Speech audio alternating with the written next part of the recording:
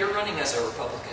I am. And the Republican Party, I think it's fair to say, consistently underperforms with women, Latinos, gay and lesbians, African-American voters, a lot of minority groups in particular. I don't think they underperform. I think that's a misconception. Okay. But finish your question. Okay. Do you think that Republicans have policy issues that don't bring us a majority of voters in those categories and other categories that I mentioned? Or do you think that we just have a problem selling our ideas and getting our message out to those voters? Yeah, probably it's a little harder to sell, or it's not that we're having a hard time selling the idea, it's just that the opposition, if you will, the Democratic Party, misinforms, I think misinforms, sells things that actually it can't deliver. And I'll get into that. And when you ask if I'm running as a Republican, I have to say is I am a Republican, not running as. I've been a Republican since I was 18 years old, and I'm proud to say I cast my first vote for Ronald Wilson Reagan. And I've been a conservative all of my life. And how that ties, or when you say that, you know, that Latinos and minorities and so on, it's completely the opposite. The Republican Party, it doesn't go out and specifically name Latinos or, you know, African American, gay American, Cuban American. They don't put a label in front. They just, it's a party that says, if you want to perform, perform. If you want to, why? And me specifically, I say I don't want to belong to a party that looks down its elitist nose at me and says, here's some crumbs because you are a Cuban American or whatever. I have no label in front of my name. I'm proud of my Cuban heritage. But I am not running as a Cuban American, and I don't want somebody that will hand me a check or give me an opportunity because of a label in front of my name. So I want to be able to succeed or fail based on my spirit and my ability or my lack thereof, not because, oh, I got something because some party said they were going to hand me a little opportunity or a check because of a label in front of my name. So did I do it on my values and my spirit, or did I do it because of a label?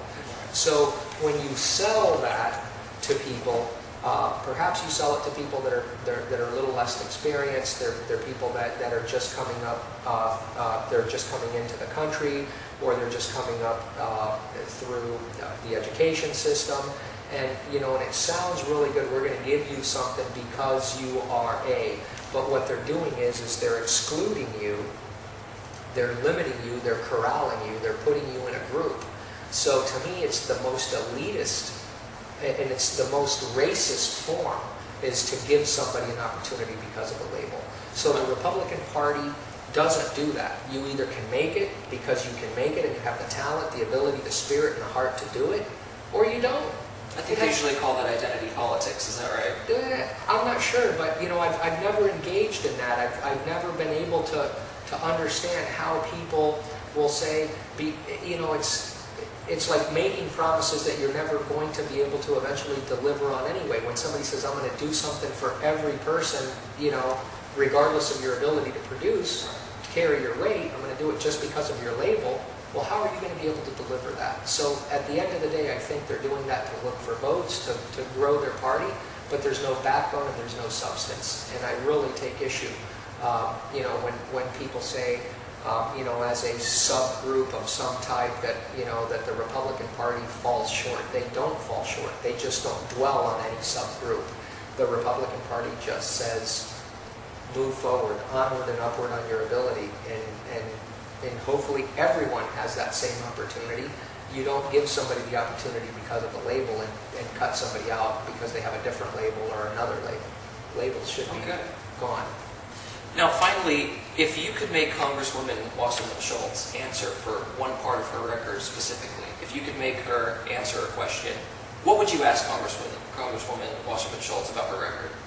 How she intends to pay, two questions I think, is how she intends to pay for her agenda, number one, and number two, what's she going to do when the administration that she blindly supports and walks in lockstep with What's she going to do when the policies of that administration that she walks in lockstep with allows Israel to be attacked or potentially destroyed by people like the government of Ahmadinejad that's looking for a nuclear weapon to do that, to actually harm Israel and then later us.